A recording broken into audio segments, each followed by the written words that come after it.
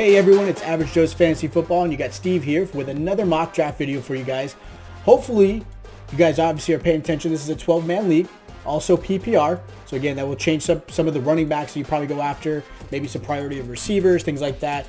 We are continuing this mock draft video till we get to the 12th spot, which should be done by Saturday. So if any of you guys have any weekend drafts this weekend, we are ready and prepared for you guys. If you are new to the channel, make sure you hit that subscribe button. Also hit the notification bell. That way you are notified every time we drop a new video like this or some of our ranking videos. And then of course, next week, our start and sit videos. If you do have questions, hit us in the comments down below or follow us on our socials, Twitter and Instagram. You can always hit us up in the DMs if you have questions about your roster, trade questions, or your upcoming draft that you might have. All right, so we're going to jump right into this. Again, this is the 8th spot for a 12-man league, PPR. This is something actually I'm in as well. I'm one of the 8-man spots in one of the leagues I'm in. So I kind of know how most of this is going to be. So not too complicated for me. Again, my strategy is always going to be running back if it is there. I don't like to overreach on players. Sometimes you might have to, though. Be careful. I've done a draft before where I've kind of wanted a certain player and I thought they would follow me, and unfortunately they did not. So as you can see, all the running backs kind of fell forward, and I continuously see Barkley going in the third in a lot of mock drafts, which is very interesting to me. I think obviously if he comes back healthy after those first 2 to 3 games, he will be a stud, but there's a lot of concern with that right now. And I personally won't draft Barkley in the first round. So looking at my options here, I've got a Nick Chubb, Aaron Jones, Eckler. I'm going to go Nick Chubb. I like Nick Chubb's, possibility of what he can do with the Browns. Yes, he's got Kareem Hunt in the backfield that could, I would say take away carries, but he does have some time to share. So I will go after that. I do like what he can bring to the team. And again, he's one of the few bright, shining running backs in this league that is very consistent.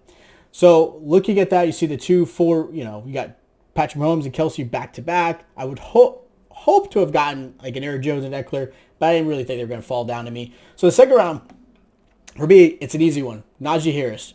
Najee Harris in the second round is an absolute stud.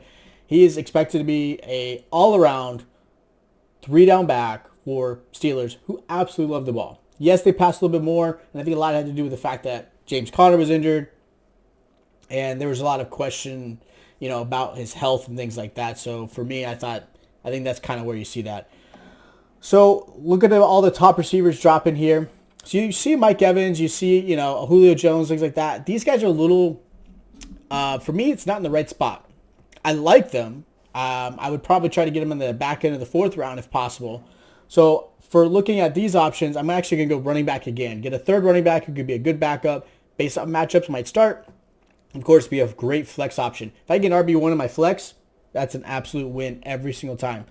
So I'm going to take the chance and go after Chris Carson. So Chris Carson, has been, I guess, part of the health scare, right? He's always missing time. And it's unfortunate because I do think he's got the talent. If he does stay healthy, he will be a great addition to my flex. Great addition for the Seahawks, obviously, in helping Russell Wilson and that team. So I like Chris Carson a lot. I know some people would have gone probably Josh Jacobs or something like that, but me, I'm not sold on Josh Jacobs. There's too much of uncertainty with, Gruden and how they're going to handle him and things like that. So here I'm going to have to absolutely go wide receiver or possibly a quarterback. Look at these receivers. You got CeeDee Lamb, Amari Cooper, Kupp, Godwin, some great receiver options. I'm going to go tried and true. I'm going to go Amari Cooper. I know a lot of people are drafting CeeDee Lamb before Amari Cooper, and I understand. As a Cowboy fan, I see it. I see the talent. I think he can definitely be a number 1 receiver. I like Cooper just a little bit better because of that relationship that he has with Dak Prescott, and he's going to be a red zone threat big time, and that's what matters. You got to score touchdowns, and for me, that's going to help keep my team going and things like that. So I'm actually going to add Dak Prescott here, and the reason for that is, one, I think a solid quarterback who I think could be a top 5 easily in this. If you haven't checked my rankings, make sure you hit the ranking video because I do talk about where I have Dak Prescott. Plus, I like pairing a quarterback-receiver combo. It helps a lot in fantasy. Plus, it gives you that fun, good feeling when you're rooting for, obviously, the quarterback to throw to your guy. So I like Prescott there. So now I want to kind of fill out some of the rest of my roster. I could go wide receiver again. You look at receivers. Ayuk is a great option. Odell, Devonta Smith possibly. These guys are here. I like them. You look at running backs. You got Javonte Williams, who could possibly become the starter in Denver with obviously Gordon possibly losing a spot. It hasn't been said yet. But I'm actually going to go Gus Edwards. And I hate to do that. And I think part of it is going to be more for trade reasons in the future. Sometimes I think about those things. You got to go sometimes trade bait people, right? I mean, that's something that I've done in plenty of my leagues where I draft somewhere so no one else can and then use it as trade bait to get a player that maybe I really wanted, all right? So I'm not going to draft any more running backs. I can get one more, but I don't want to do that. I want to fill out the rest of my roster and get my receivers, get my tight ends.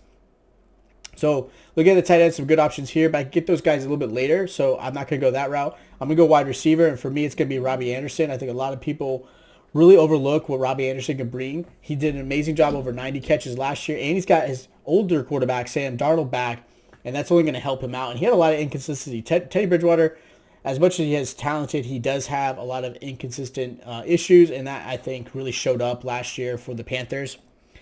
Next, I'm going to actually go Laviska. If you watched any of the preseason games, Chenault and Lawrence have just an amazing connection right now. So I like Chenault as being a great flex option in certain matchups, or, again, possibly in our wide receiver too, depending on what kind of matchups we got going on. I was hoping Corey Davis would follow me, and I had a feeling he was going to go, but that's okay. I like Corey Davis a lot. If you guys don't know, just make sure, if you can, steal Corey Davis. He's going to be an absolute stud and sleeper for you guys.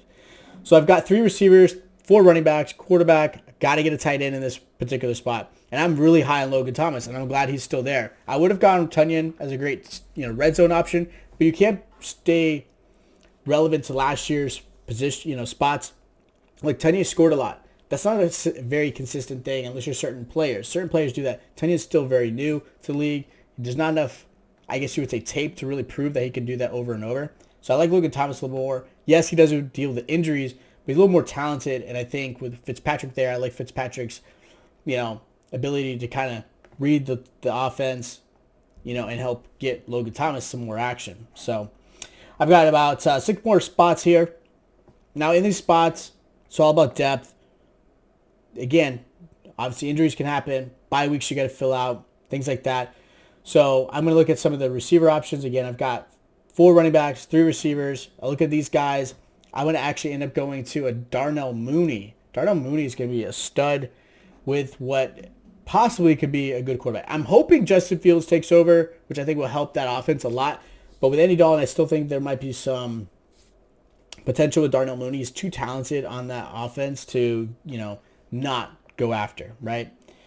So look at these options. You got Hardman, Ruggs, Moore, some really good options. A receiver, Callaway, I'm definitely going to go after. Look at your running backs. Nothing I want to draft quite yet here. So for me, I'm going to actually go Marquez Callaway. The fact that I'm able to get him in the 11th round and going to be a wide receiver 1 for the Saints until Michael Thomas is back, that's okay. I don't need him for the whole season. I've got some good receivers up here. But for depth and possible matchups in the first, 6 games or so, Marquez Callaway is going to be a great option for me. So I like that right there. I am going to pick up another running back. I want at least one more. I'm actually going to go Jamal Williams. The fact is DeAndre Swift is dealing with an injury. Jamal Williams is very talented. He's done a great job for Green Bay in the past. He's started some games. He shows potential, and I think it might end up being a 1-2 backfield. So I'm not, again, totally relying on Jamal Williams, but I think if Swift does still deal with this injury a little bit longer than he anticipated, then I like having him there. And for me, I'm actually going to pick up a Deshaun Watson. I saw him there a little bit. Deshaun Watson, again, expectations are 0, okay, going into this draft. Nobody knows what's going to happen with the legality issues he's got going on. Obviously, he's not happy with Houston in general, so I'm going to actually go and pick him up just in case he gets traded or something else happens. I'm going to go Greg the Leg. You guys know it. If you guys watched all these videos, Greg Zuerlein is an absolute stud at the kicker spot, especially for the Cowboys, being that they do tend to score a lot. I'm not going to overly complicate the whole defensive team, special team process, just because, again, I like to stream a lot of my defensive teams if I'm on a defensive team, and I just don't think it's worth, doing a higher draft pick, where I do see a lot of people tend to go after. So I'll go New England. New England's always been typically a very solid defensive special teams unit, and I think with a lot of their players coming back that decided to opt out last year is only going to help out. So again, that's my draft. You know, 8th pick. That's a lot of what I would pick. This is again something that I would go after and pick these guys, based off of the talent and based off the roster. Yeah, you see some other players that I may have missed, and I kind of wish I could have gotten. And that's kind of how things roll out. You look at what's available. You don't want to always overreach, but sometimes you might have to draft a little early on certain players if you need certain positions. So let me know in the comments down below what you thought of the draft. Let me know if you've already drafted. Show off your teams, you know, show them off. Nothing wrong with that. Show off what you guys did some amazing things. If you guys do have questions, again, hit us in the comments, follow us on our socials, hit us up in our DMs, and that way we can help you guys out. We're about a week away from football season starting, so I'm super excited, and I'll catch you guys next time.